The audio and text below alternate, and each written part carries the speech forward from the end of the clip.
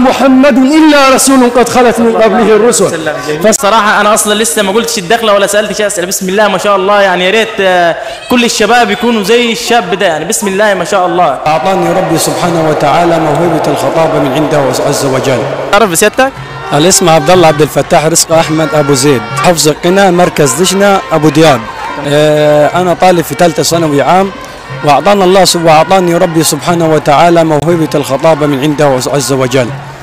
موضوعنا إن شاء الله لا يعرف قدر النبي إلا الرب العلي سبحانه وتعالى.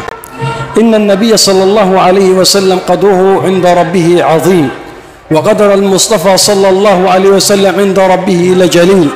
النبي صلى الله عليه وسلم الذي فضله ربه على جميع الكائنات وجميع المخلوقات، وفضله على أبويه الكريمين العظيمين سيدنا آدم وسيدنا إبراهيم عليهم السلام جميعا.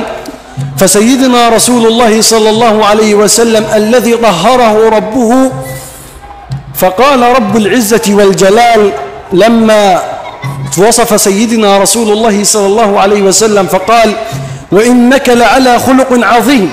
سيدنا رسول الله صلى الله عليه وسلم لما جاء رجلا إلى سيدنا علي بن أبي طالب ربيب المصطفى صلى الله عليه وسلم وقال: يا علي، لقد تربيت في حجر المصطفى ورأيت أدبه وأخلاقه، فعد لي أخلاق رسول الله، عدد لي أخلاق النبي. فقال: هل تحسن العد يا رجل؟ قال: يعني بتعرف تعد؟ قال: نعم.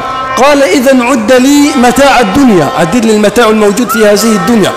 قال: يرحمك الله يا أبا الحسن، إن متاع الدنيا لا يعد. فقال سيدنا علي رضي الله عنه وأرضاه ابن عم رسول الله صلى الله عليه وسلم، قال: عجزت عن عد القليل إذ قال الله عن متاع الدنيا: قل متاع الدنيا قليل وتطلب مني عدا عظيم، إذ قال الله في أخلاق رسوله: وإنك لعلى خلق عظيم.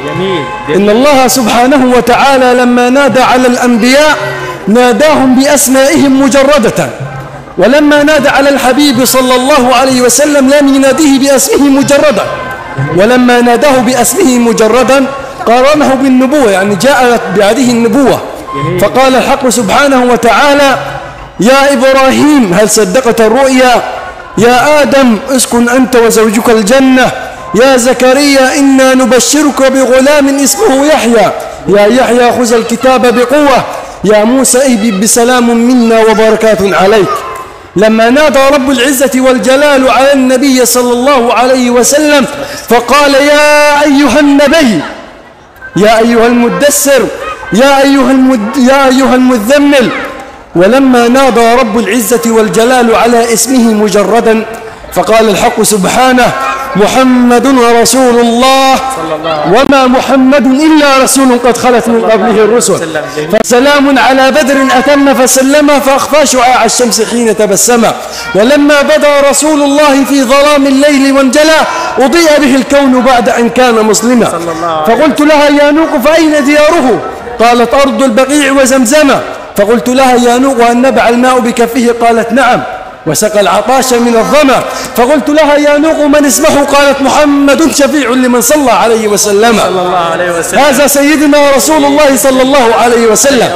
سيدنا موسى قال لربه: رب اشرح لي صدري. سيدنا رسول الله صلى الله عليه وسلم دون سؤال قال له رب العزة والجلال: ألم نشرح لك صدرك؟ سيدنا رسول الله صلى الله عليه وسلم. يعني بصراحة أنا أصلا لسه ما قلتش الدخلة ولا سألتش أسئلة. بسم الله ما شاء الله، يعني يا ريت كل الشباب يكونوا زي الشاب ده، يعني بسم الله ما شاء الله. تحب لو في رسالة عايز توجهها للشباب أو جيل الإسلامي تحب تقول لهم إيه؟ أحب أقول لكم: إن أعظم نعمة من الله بها علينا نعمة الإيمان ونعمة الإسلام. فهذه قال كما قال رب العزة والجلال: لقد من الله على المؤمنين إذ بعث فيهم رسولا من أنفسهم يتلو عليهم آياته ويزكيهم ويعلمهم الكتاب والحكمة وإن كانوا من قبل لفي ضلال مبين. ولما وصفت أمة سيدنا رسول الله قال رب العزة والجلال: كنتم خير أمة أخرجت للناس. فعلينا نتمسك بمنهج رسول الله صلى الله عليه وسلم، ونكون نحب رسول الله ونحب آل بيت رسول الله صلى الله عليه وسلم.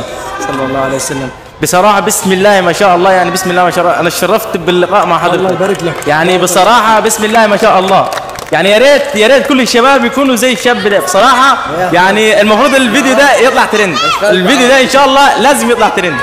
شرفتنا جدا وكل سنة وأنت طيب، وإن شاء الله رمضان كريم كده علينا وعليكم ويعيد علينا.